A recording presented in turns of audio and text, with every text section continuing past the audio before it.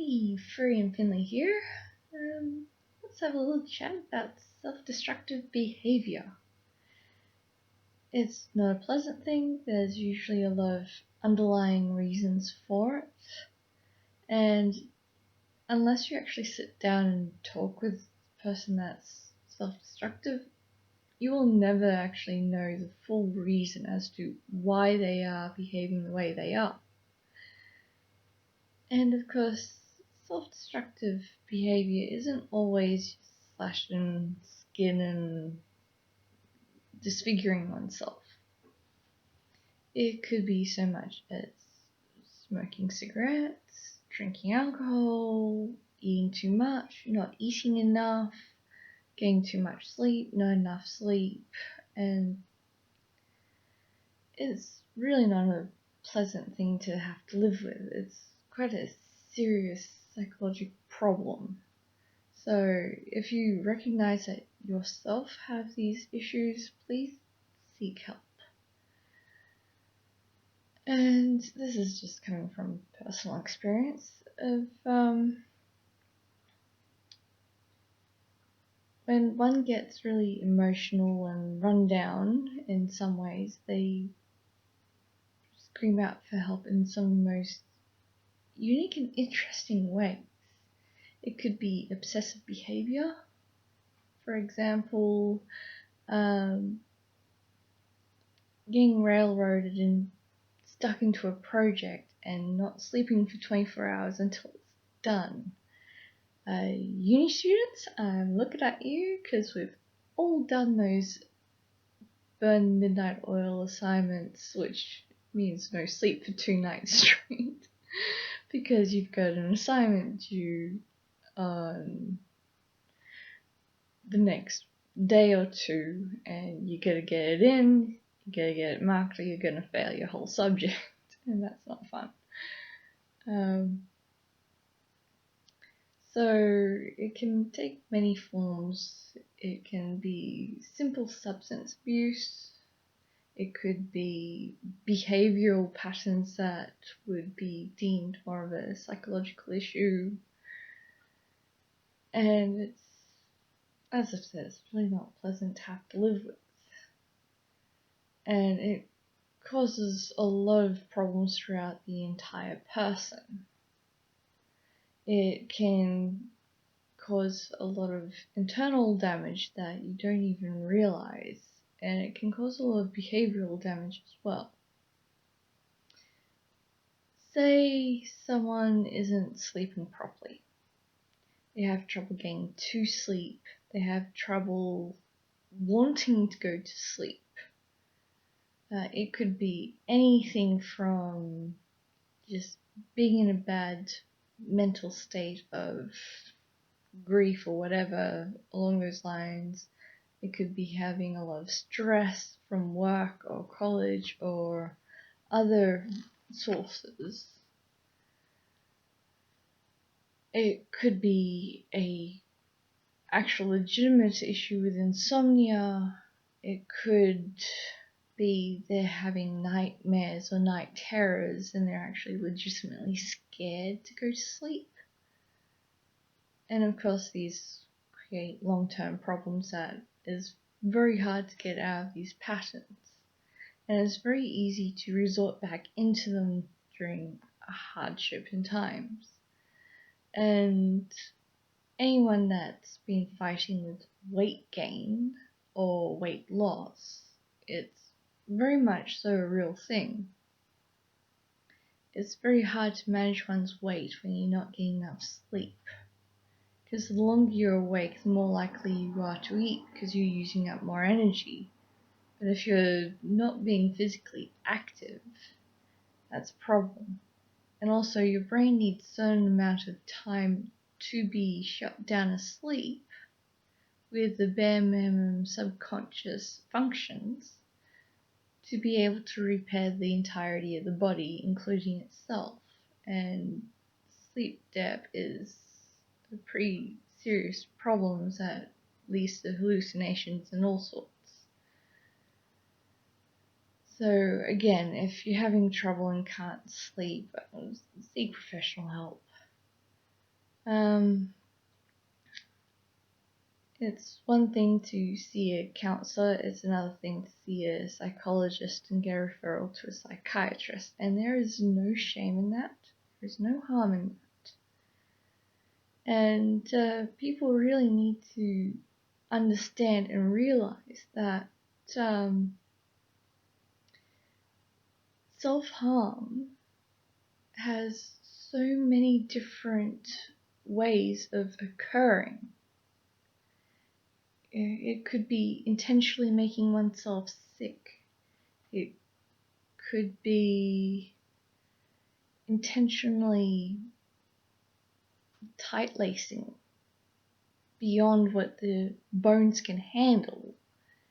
Because over a period of time, the bones warp and shape to the corset, and it puts a lot of pressure on the organs, but it's fairly safe to a degree. But then you get those that just go a little bit too far, too fast, and break a rib and puncture a lung. That's really not cool. Other ways is having a predisposition to an illness through the bloodline and behaving in a manner which exacerbates it and makes it worse. Having diabetes and not looking after it. There's a lot of different ways to be very self-destructive. And it's not good. It's really not healthy. And there's not much you can do about it unless it is you and you want to change. That's the only way this can change. So, as I said, to be self-destructive, it doesn't have to be the stereotypical emo kid with scars up their wrists. There's so many people out there who have been extremely self-destructive that have no external physical scars. All the scarring is emotional, mental, psychological, intellectual. And there's a lot of healing to be done there. So there's a lot of issues that are beneath the skin. So at the moment, I know that I'm a bit self-destructive with not eating properly, not eating the correct amounts, or the correct types of foods, and not getting enough sleep intentionally, whether it's conscious or subconscious. Just running until you literally fall down, and that's happened. You can't run till you pass out and then take the next day or two to recover. That's not good. So all I can do is suggest just have a reflection on how your behavior and actions are physically and psychologically impacting your health, how it's impacting those around you, and recognize whether or not your behaviors are healthy and productive or unhealthy and detrimental. And if they're unhealthy and detrimental, please seek help. It's not to be taken lightly, and I will never take mental health lightly. I have plenty of jokes about my own personal conditions because, if you're living with something that you can't ever get rid of, you may as well poke a joke at it. But at the same time, there's always that serious aspect, and it is not something you would wish on anyone. So please look after yourself. Seek help if you recognize that there's problems. There's a lot of hotlines out there. There's a lot of medical assistance out there for psychological help. counselors, even good friends, family, someone you can trust. Sit down and talk about and try to find the root cause of the problem, and who knows, it might be something that you've suppressed for a long time that you don't even currently remember because it's suppressed so deeply. And as one of my previous counselors have said, sometimes all you need is a good old-fashioned cry. Shedding tears is not a sign of weakness. It has never been a sign of weakness. It never will be. And whoever says in front of me that boys don't cry is going to get backhanded verbally, because that is very destructive to mental health. We are emotional beings. We are designed to be emotional and show emotion. And one of the biggest ways to show emotion is through shedding of tears. And the act of shedding tears can show a wide range of emotions, especially deep-seated emotions that are overwhelming. You got your depression, you've got grief, you've got deep sadness. But on the other end of the spectrum with tears, you have great joy and revelry, gratefulness, and when one gets overwhelmed with generosity and love, there's really not much else you can do but break down and have a good old-fashioned cry, because we don't all get the love that we deserve, that we need to nourish and carry on. So being able to use our tear ducts is not purely a human thing. There are a lot of animals out there that also cry for the same reasons. They're expressing physical and emotional pain, or they are expressing emotional, overwhelming joy and love.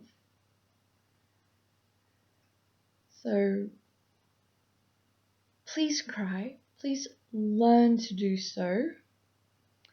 Start off in the middle of the night in your own private room when no one can hear you, and just gradually build up to the point where you can have a good old-fashioned cry in the local park. And don't be scared to talk about what is happening in your life. Yes, be choosy as to who you express to, because the right information in the wrong hands can be extremely dangerous. But in saying that, taking ownership of one's issues or joys and expressing them verbally can be very therapeutic and helpful, which is where counselors and psychologists and other such come into play. That's where close-knit, trusting friends come into play. You gotta be able to express how you feel in some manner. And that's where art and music come in. It's a very safe method of expressing what's going on in here and in here. And art is a legitimate form of therapy. And I don't care if you're drawing stick figures, or if you can't draw at all but you prefer wood turning or playing games. Strategy is a form of art, and no one can tell me any different. So check yourself, make sure you're okay. If you're not okay, admit you're okay, reach out for help, and find out a way to express it and come to terms and work towards healing.